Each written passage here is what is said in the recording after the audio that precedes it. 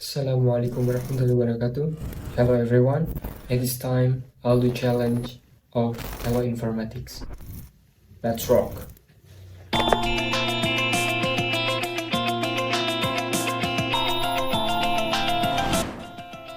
Computational thinking atau pikiran komputasional adalah cara berpikir untuk menyelesaikan suatu masalah, yang dimana caranya adalah dengan cara membagi, memecah, atau mengurai setiap masalah itu menjadi beberapa bagian atau menjadi tahap yang efektif dan lebih efisien.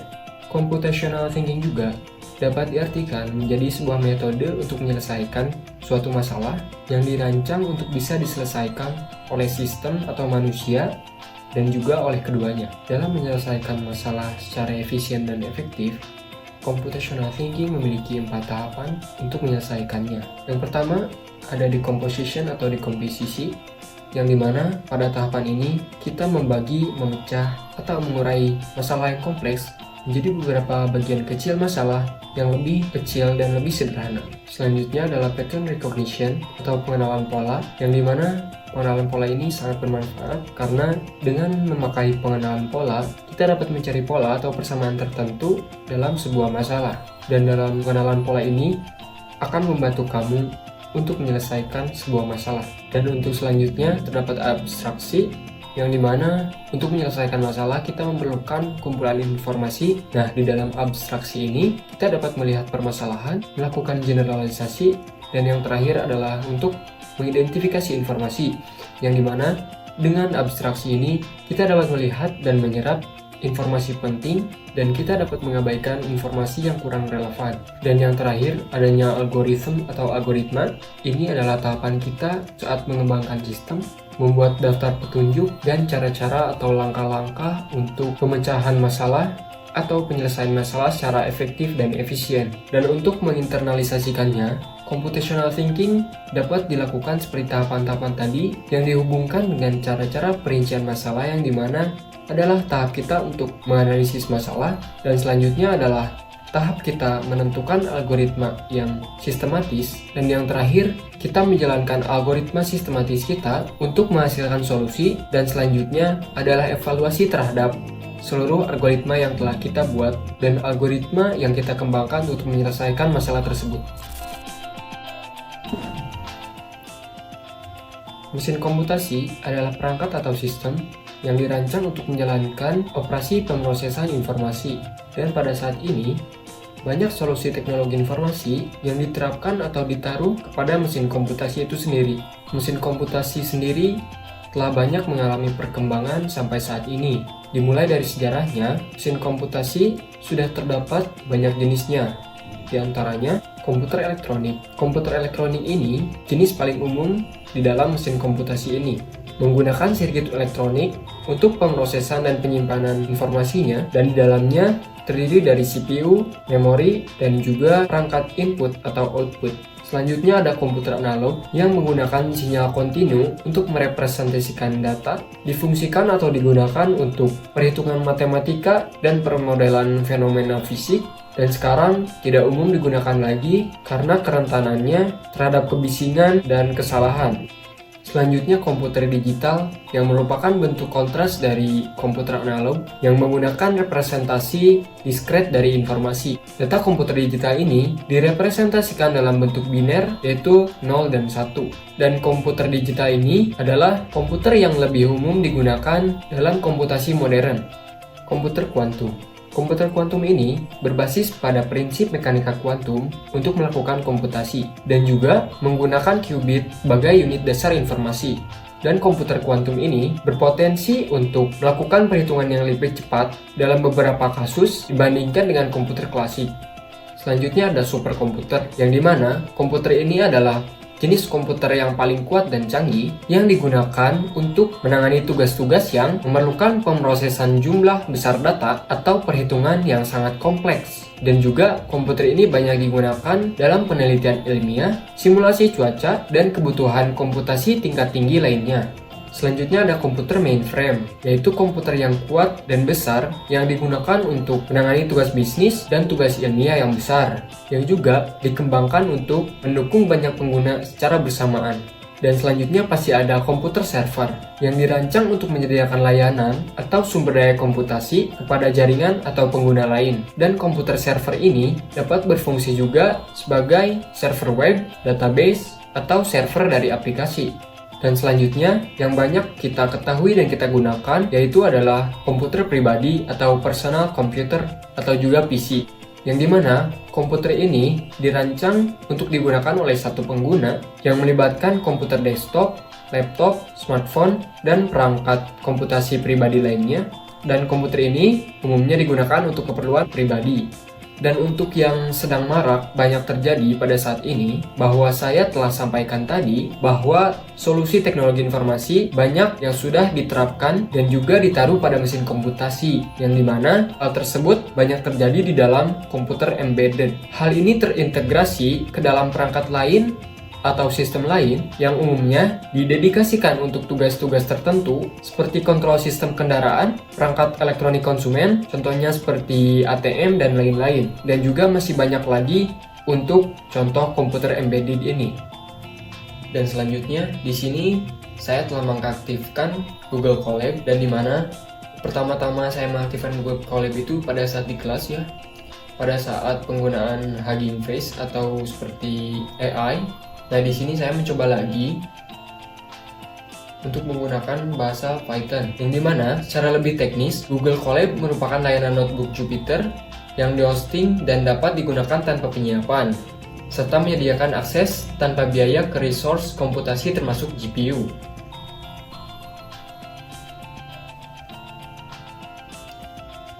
Dan di sini saya sedang mencoba dan masih salah untuk menggunakan Python, yang ternyata di sini kurang titik 2 dan juga untuk printnya tidak memakai spasi ya.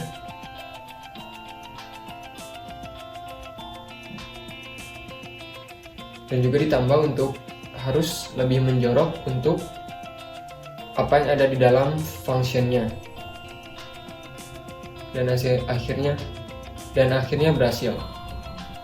Google Colab juga dapat sangat berguna dan berfungsi karena akan memudahkan latihan coding yang membangun model AI dan juga hingga riset di berbagai bidang.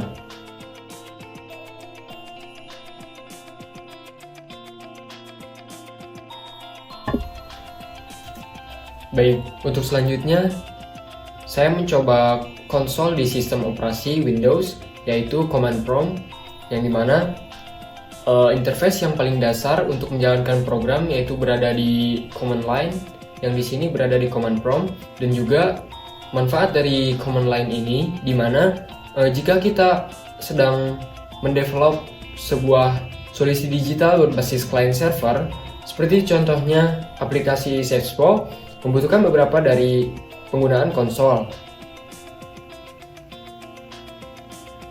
Dan juga penggunaan konsol ini, Command Prompt, jauh lebih cepat dibandingkan dengan penggunaan Graphical User Interface. Dan di sini saya menggunakan atau mencoba beberapa perintah di dalam Command Prompt.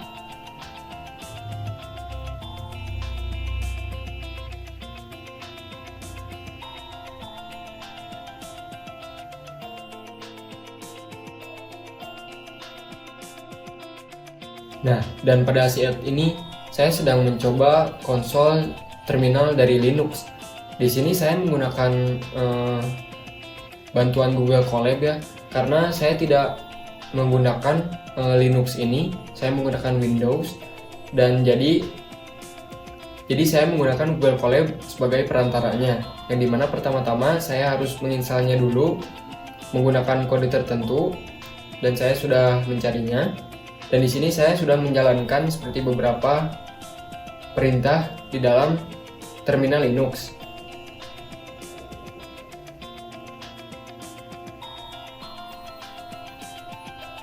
Saya menjalankan seperti beberapa perintah untuk pindah directory, untuk melihat di mana posisi berada, dan folder apa saja, dan sebagainya.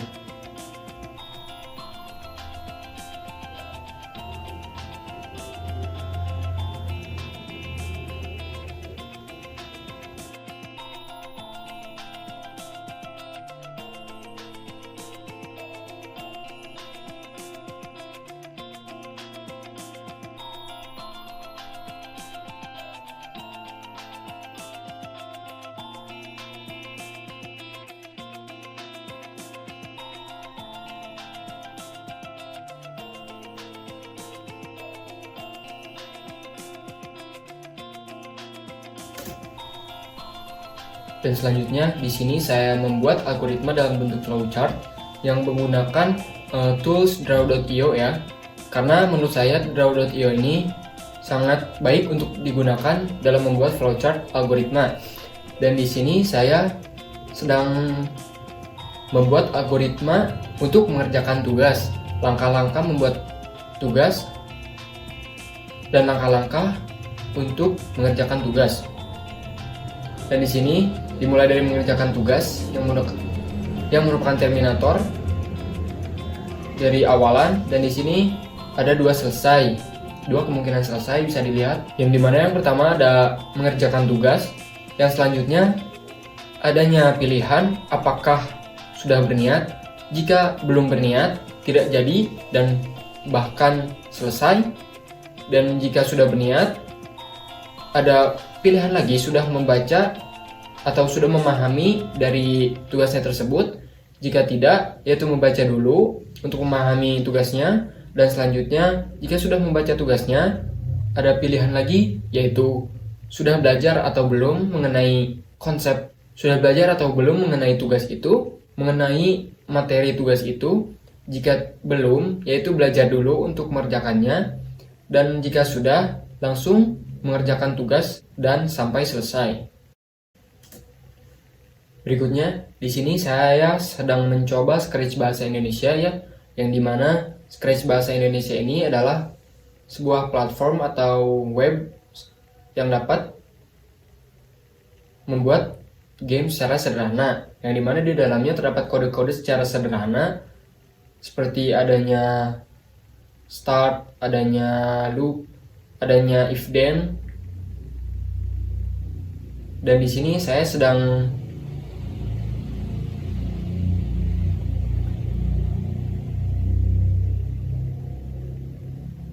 pada video kali ini saya sedang mencoba untuk membuat game yang berkonsepkan dari konsep fisika ya, yang dimana saya membuat game mobil balap yang di dalamnya terdapat percepatan, terdapat perlambatan karena adanya sesuatu, juga kecepatannya, ada lapsnya, adanya belokan,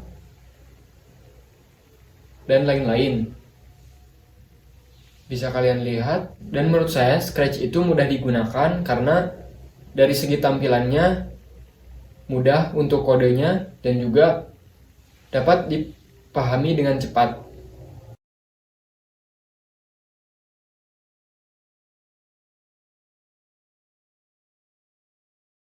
Bubble sort adalah salah satu algoritma pengurutan sederhana yang membandingkan dan menukar secara berurutan, yang dimana ketika bubble sort ini digunakan, terdapat di dalamnya dua loop bersarang, yang dimana seperti di dalam video, ketika ada di dalam area yang pertama bahwa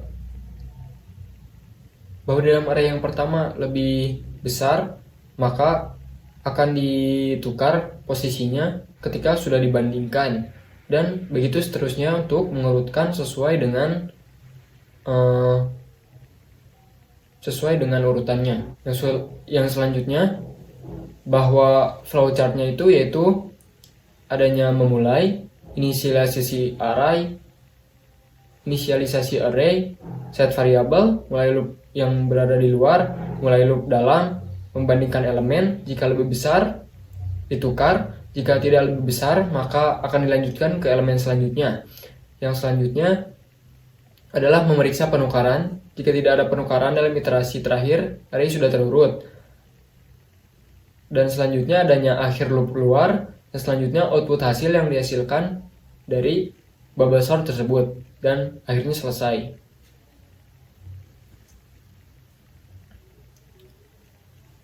Dan di sini bubble sort itu memiliki kelebihan dan kekurangan. Kelebihannya antara lain yang sederhana, algoritma yang sederhana, tidak memerlukan memori tambahan yang cukup besar, dan juga efisien untuk data yang terurut dan sedikit, yaitu waktu eksekusi yang lama, kurang efisien untuk dataset yang sangat besar, kadang tidak stabil, dan juga kelemahannya yaitu untuk mengolah data-data yang besar dan juga data-data yang kompleks.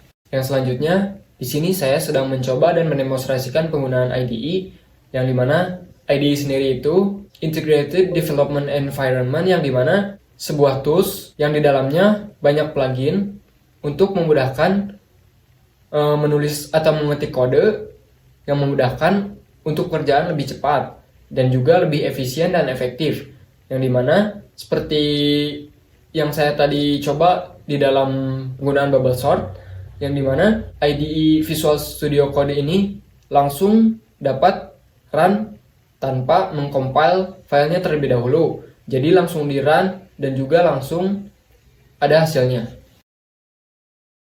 Dan sekarang saya mencoba untuk HackerRank, dan dimana saya juga telah login kepada HackerRank, jadi saya langsung bisa masuk kepada akun HackerRank ini.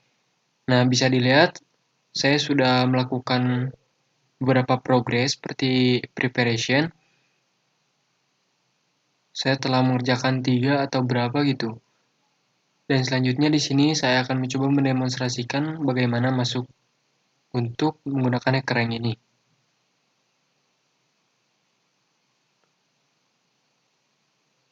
Nah, seperti biasa, bahwa kita dikasih seperti tugas atau task itu untuk menyelesaikan masalah pada codingannya. Seperti itulah HackerRank. Nah, sekarang saya mencoba untuk menginstalasi sebuah database yaitu PostgreSQL, yang dimana PostgreSQL ini salah satu database yang banyak digunakan saat ini. Kita langsung mulai saja. Tadi saya sudah mendownload dan kita coba untuk menginstalasinya seperti yang kalian lihat di layar ya. Ada beberapa langkah seperti memasukkan password untuk mendownload file-file. Nah, dan di mana kita sudah berhasil, dan di sini untuk mendownload file tambahan lagi, tetapi pada akhirnya selalu not responding. Entah kenapa, tapi pada akhirnya ketika dikeluarkan, tetapi filenya tetap dapat dijalankan. Dan ini masih untuk mencoba.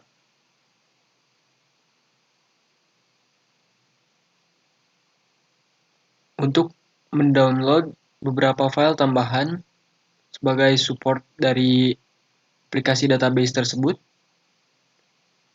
Dan pada akhirnya di sini not responding dan error.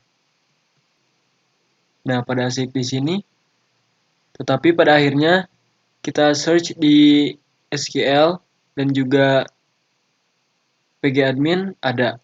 Terima kasih.